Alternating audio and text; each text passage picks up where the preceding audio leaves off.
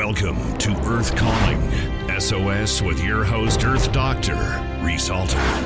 Coming soon, an avalanche in our ice cream. The Swiss food conglomerate Nestle is using techniques developed to study avalanche ice dynamics and learn lessons that will help improve Haagen-Dazs.